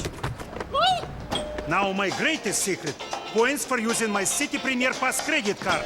Istanbul, please. No madness can stop City's many rewarding ways. Victor, pull yourself together. Rewarding, very, very, very rewarding. Every mission is undercover. Every identity is a lie. Does he come with you? He's my advisor. But one secret the unit keeps. Is he ready to come in? So he says. Could destroy them all. Everyone, stay down! Once in, never out. The Unit, new episode Tuesday after NCIS. Back and forth we go here in Denver. Jim Nance along with Phil Simms. And the Colts trying to keep that undefeated record intact. Vinatieri puts him back in front. Vinatieri's Patriot days ended right here in January in a loss in the divisional round to the Broncos. And they'll come out to the 20. Super Bowl 21, the Rose Bowl in Pasadena. And my man Phil Simms going against John Elway. Took it in from 2 yards out, but Phil comes back. Look at this zip to Mark Bavaro, 13-yard touchdown. Then on the deflection, it's McConkey. Phil with 22 out of 25, 3 touchdowns and the Super Bowl win. And we're within 100 days now of South Florida and Super Bowl 41. How many people did you see the Elway mark here in the stadium? Bet you get a lot of that here in Denver still. As Mike Bell runs for about 4. No, you know I don't. They used to hate me out here, but since the Broncos won back-to-backs, it's like all is forgiven. So you still go out and have a decent meal without. They don't yell at me as much as they used to. John Elway, of course, originally drafted by the Colts. That's right. And then traded to the Broncos. You know what I don't understand? Of course, 158.3 is the perfect quarterback rating. And you're somehow, you know, the 88% throwing, the 3 touchdowns and no picks. That's as close to perfect as ever been in the Super Bowl. Yeah, you know what I say about that rating? I don't care. You don't care, I know. Got what you wanted. There is what the Broncos wanted. Javon Walker for a first down. There's Javon Walker, Jim. We talked about how to use your fingertips, and he was showing us a little invention he's made, but you need strong hands as a wide receiver to get it done out there like that. And Dwight Freeney, where is he? Being blocked that time by Steven Alexander, a tight end. It's called great catch. Those little straps he puts around his fingers, creating fingertip control. And you got to have strong fingers to use it. Jake was hit on his last 6 throws. He hands it to Mike Bell, who goes backwards for a while and still drives and picks up the first, carrying Cato June with him. Both offenses staying on the field, getting first downs. The defense is just on both ends, getting pushed around a little more. So the running backs taking advantage of it. Pass protection's better. The quarterback's taking advantage of it too.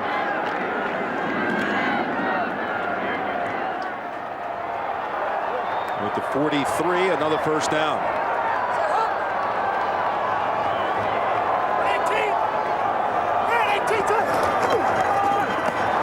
Look at this gap. Mike Bell taken off into the secondary. Eric Pierce and Cooper Carlisle creating a huge lane. Well, when you get an opportunity, you want to take advantage of it. You said it, Jim, the blocking up front, very, very good. Well, let's don't forget, the Broncos come in this game and they say, we got a chance to move the football, run it, and do what we want, because the Colts, there's only one team worse in the National Football League when it comes to stopping the run. That one goes for 19. We've got 93 yards as a team rushing in this half. David Bell will get back some as Dwight Freeney was manning that side. And that's what the Colts, they live on this. You get plays, you make plays. What a spin by Dwight Freeney inside. Even on a running play, he does the spin. But they live on making negative plays, sacking the quarterback, causing fumbles, interceptions, and tackling you behind the line of scrimmage. And Dwight Freeney, one of the best at doing it. Dwight Freeney off of 3 straight trips to the Pro Bowl, the first Colt defender to do that since Big John Dutton back in the 70s. In fact, they dropped him for a 6-yard loss. They come right back with Mike Bell. Mike Bell regains it all and a whole lot more near another first. What a run.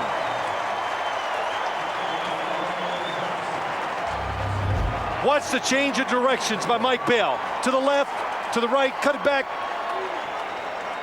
A lot of shaking going on with that run, but as he's doing it, what's important, he's going forward the whole time. There is a lot of want-to in Mike Bell, no question about it. Tom Nalen helped seal the middle, and they're within,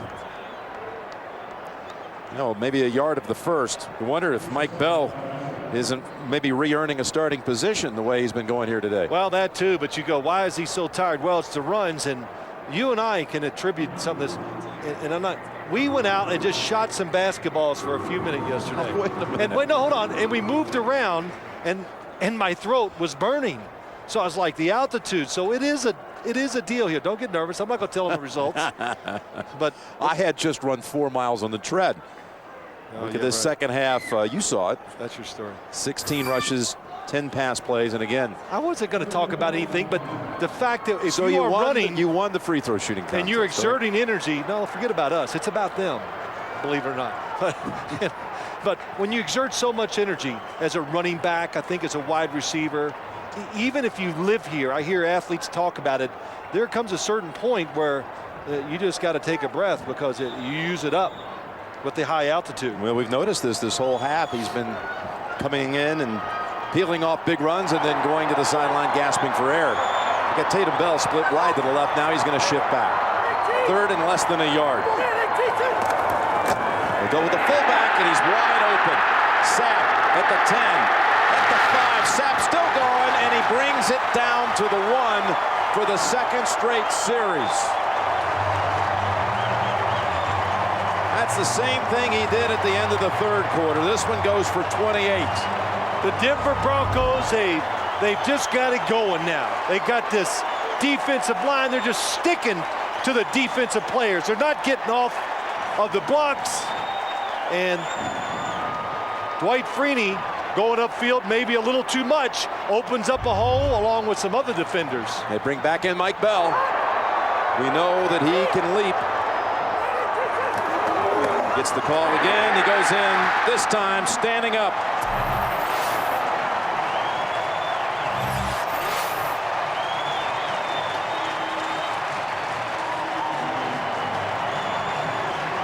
Basically walked it in and saved the leap for those in the stands. The Colts expecting the jump over the top. Wow, they go flying, and Mike Bell stays on the ground. So he analyzes the situation before he does it. He doesn't predetermine that he's going to jump. His 2nd rushing touchdown of the 2nd half. And Elam makes it 28-23. But guess who's ready to answer back? Bell puts Denver in front with our 5th lead change. 4 of them in this half. Jim Nantz and Phil Simms back here. Mike Bell was actually born and lived here in the Denver area until his early teens. Lived in the Park Hill section of Denver. His family moved to Arizona, where he was a 3-year starter for the University of Arizona. Talked about how he was inspired by Willie Parker's story of being undrafted and becoming such a big part of the league. next week. Lead it off next Sunday, doubleheader Sunday on CBS. They're stomping their feet here, hoping this defense can find a way to stop Manning and company.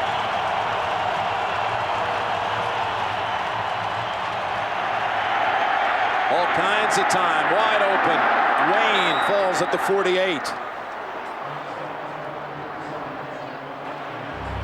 Peyton Manning play action pass, as we've said, he wants to go vertical, so he doesn't make his decision too quick. He waits, and then allows the defense to just keep expanding, and that's why Reggie Wayne was open down the middle. That goes for 28.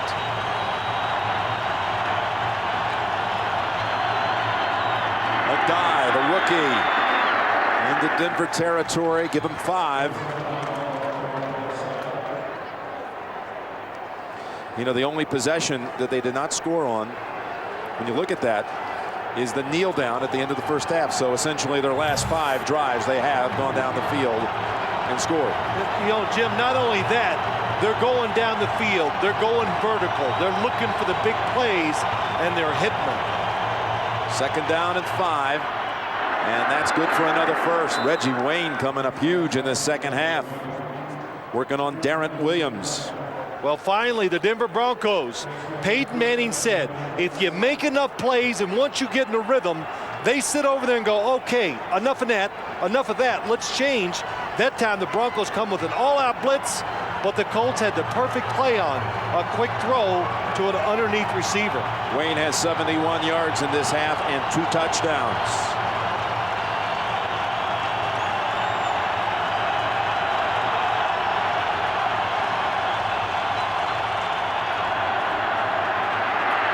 Stepping up, firing, open man again.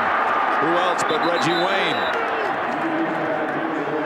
Yeah, there's just, you have no chance. You have no chance. Watch to the outside, Reggie Wayne, a little move, going deep. He comes out of the break. The Colts have run those plays so many times that if they throw one that's incomplete, then we'll have a big story. I've watched many of their games, and anytime you single him up, he throws it to the sideline, they hit it. You got to respect the speed of the receivers. That's the big key. Plummer walking around knowing he's probably going to have to come right back and match this. Over to a guy, and it's incomplete.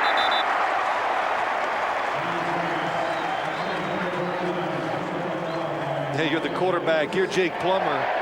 You're sitting over there going, well, we finally got over 20 points. It's up to 28. And you feel good.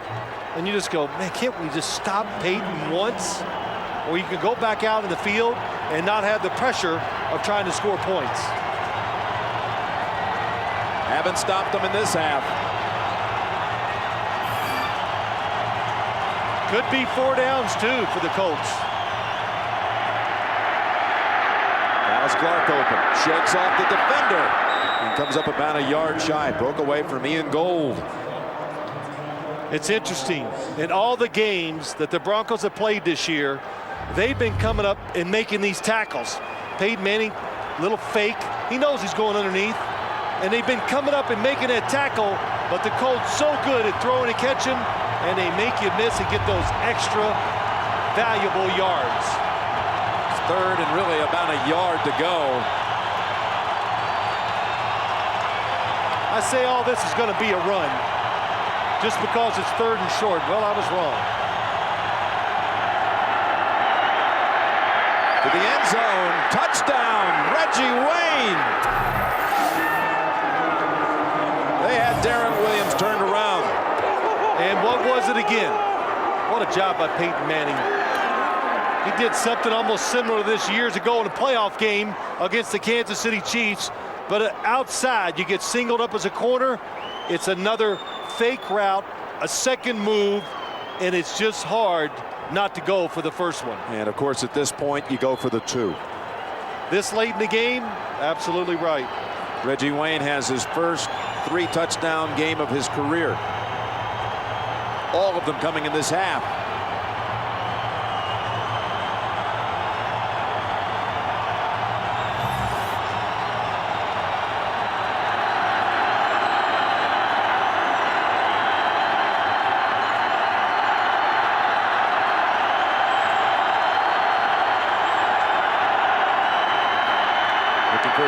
option, and he finds it.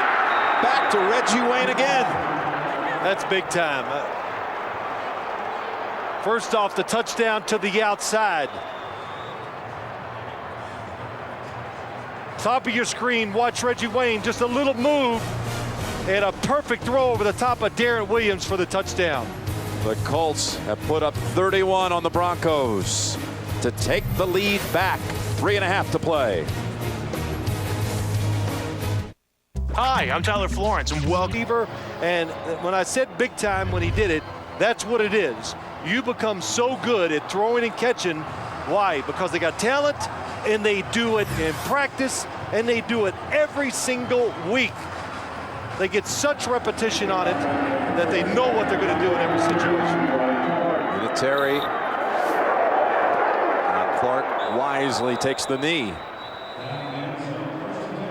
So Jake Plummer, unflappable to this point, but now with the 3-point deficit.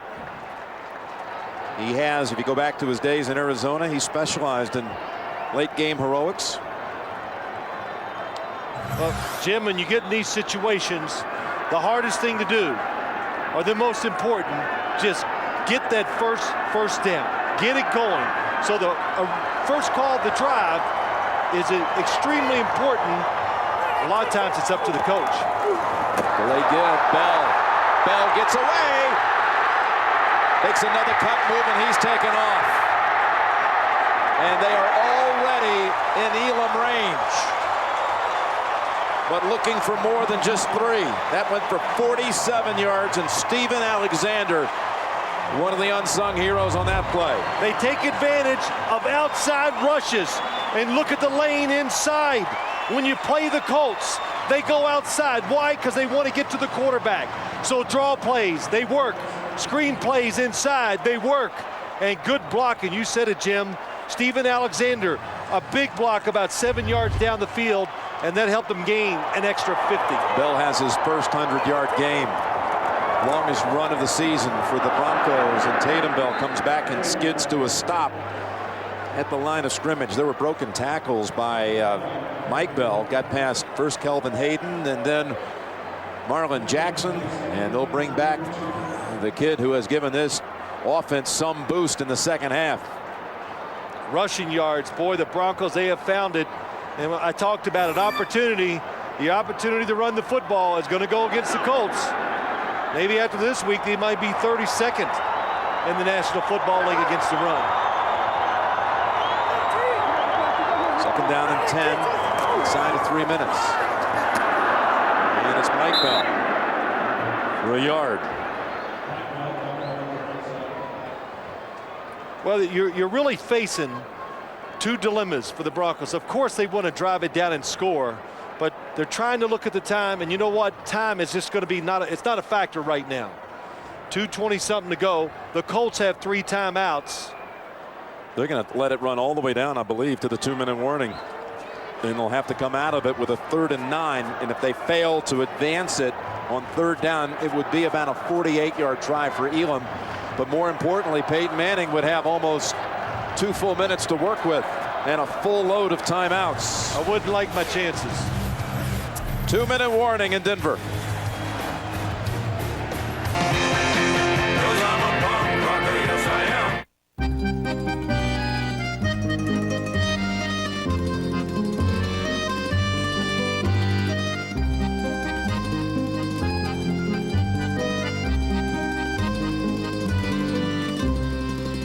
You've seen how they play. You cross our white line, it's on. Now see how they live. It's all mine.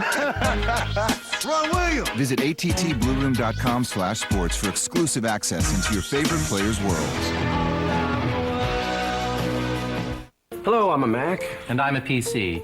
You know, I actually just finished a home movie. That's so funny. I just finished my own home movie. I did it on iMovie. It was really easy. Well, I doubt it's as excellent as mine, but I'd be happy to take a look. Yeah, that would be great. Right, roll it. Hi, I'm a Mac home movie. It looks really professional, right? Well, great. Bye. Wait. What? What about yours? Can we see yours? Please. Well, okay, sure. What's up? PC home movie. Work in progress? Why are you looking at me like that? Do I have food in my teeth or something? They took my little girl. I'm getting kidnapped on Halloween? Totally creepy. Right now, there's someone out there with my daughter. Great costume, guys, but spelled CSI wrong on your hats. That's NCIS. New episode CBS Tuesday. 3rd and 9 at the Indianapolis 31. What do you see coming up? Well, Jim, I think they have to throw it, of course, because they want to get a first down. So the most logical way is to throw it, maybe to move Jake Plummer. They're going to get single coverage on the outside. It's great drop back, and he is able to get away from the pressure and throws the incompletion, but able to keep them in field goal range by not allowing the sack. Well, and they even double block Dwight Freeney, and he still just powers through it. Robert Mathis on the other side makes Jake Plummer step up. Very fortunate just to get rid of the football. There you see Jason Elam, long time, the only Bronco to wear a uniform more times than Elam, John Elway. This will be 49 yards to tie the game. And Elam knocks it through. He was nervous. He didn't hit it really good, but he hit it good enough for it to just sneak inside the left upright. He's now made 26 of his last 30 field goal attempts in the fourth quarter or overtime. That's pretty clutch, about 90%.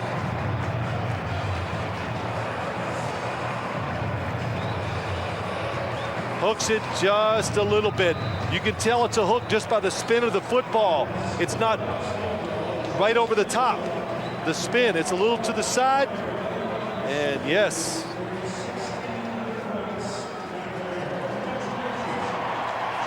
Coach Shanahan with the mini fist pump. Of course, the guy on the other side is accustomed to a few game-winning kicks of his own. And will he get a chance? Talking about that man right there. Yeah, they got two of the best clutch guys in history on the sideline, Adam Vinatieri, and of course the other one is right there, Peyton Manning.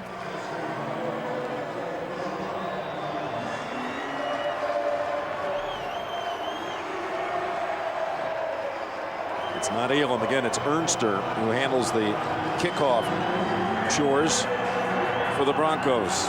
Wilkins, the deep returner for the Colts. And there is no play on this one.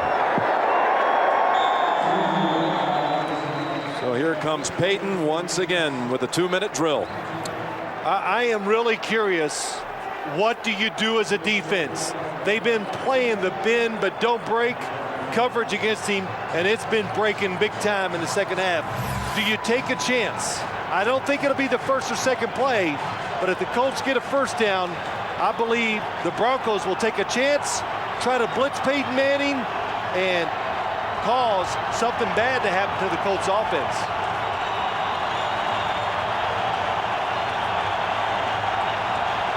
They have been getting no pressure from the 4-down linemen by the Broncos. Comes in underneath, a dive, pass gold. And Williams able to trip him up enough, but not until he gained about 8.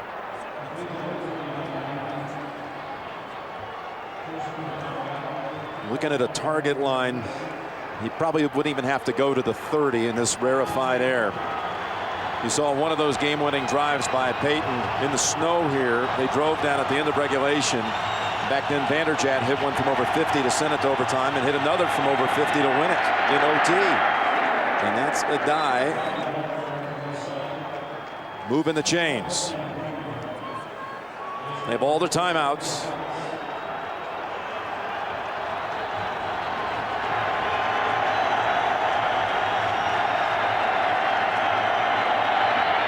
It's Clark. Work in the middle for another first. Now that defense is not going to work. Two things. When are the Broncos going to blitz? And when they do, will the Colts be ready for it? I say they probably will. And they'll go deep when they see the blitz. First down from the 44. Again, the short one. Picks up about 5. Now they'll need to use the timeout. With 52 seconds to go. And 2 timeouts left. Adam Vinatieri has not been called on in his brief career at Indianapolis for a game-winning kick. That could be coming up. And for those expecting to see 60 minutes, you are watching the NFL on CBS. The Colts and the Broncos, Jim Nantz along with Phil Simms, were all tied in the final minute of regulation. And 60 minutes will be seen in its entirety immediately following this game, except on the West Coast.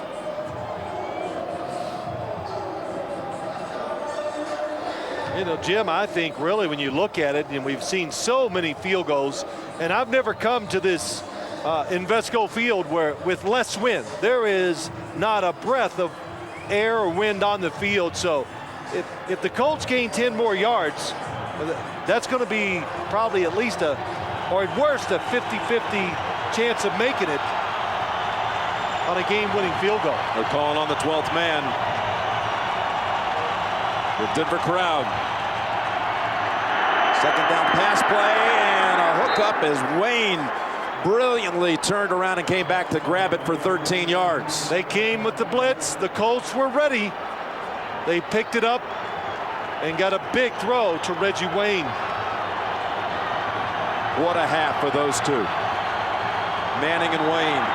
Looking Wayne's way again. And Reggie with the catch at the 27. You notice the trend that's gone on. Haven't talked about it much. The trend is they're going to go against number 27, Darren Williams. And the Colts, you hear it all the time, but it's true with them. They pick guys out and they pick on them. And we've seen it in playoff games, Jim. His name, Rock Alexander, come to mind. Exactly, in that wild card game of the 2004 season. Second and short, a dive. Has the ball advanced inside the 20 to the 18. And not to pick on Rock Alexander. Look, when you get Reggie Wayne, Marvin Harrison, and they say cover them, it's just you on the outside of the field. It's almost impossible. Peyton calls the timeout with 6 seconds. And for the first time, Adam Vinatieri as a Colt can be called on to win a game. And again tonight on CBS, all new 60 Minutes with Charlie Weiss on the sidelines at Notre Dame. The Amazing Race Cold Case Without a Trace. Tonight on America's #1 network. Well, Adam Vinatieri's looking at this. He goes, well, we got Mile High. It's not up in New England, so you're not kicking off dirt and sludge or whatever else is on that field at times. It's going to be a try, Phil, of about 36 yards. He's made his last 11, as you saw it, fourth quarter or overtime. Tom Moore and Peyton Manning, you saw a snapshot of those two. They've done what they had to do. Started at 20, picked them apart. Reggie Wayne with the bulk of the work, and now Vinatieri. Can he do what he always did for the Patriots? Well, the Broncos call timeout. 37-yard try for the win. Smith on the hold, kick on the way, and it's still the same old Adam Vinatieri.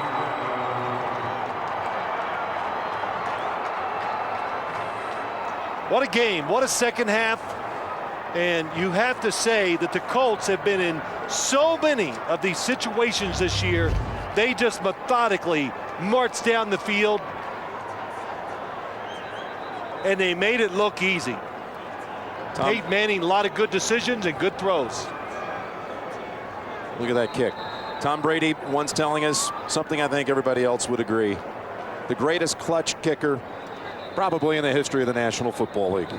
You know, Jim, I'd say he's going to the Hall of Fame for all the clutch kicks he's made in his career. 2 Super Bowl wins on his kicks. Manning celebrates with the pump fist. And there are 2 seconds to play. That's all. Chilling reality that your offense today got it going thanks to Mike Bell. Plummer, his sharpest performance by a mile this season. But Manning just so hard to overtake. 345 yards on the game. The 3 touchdown passes in the second half, plus the 2-point conversion. How huge was that?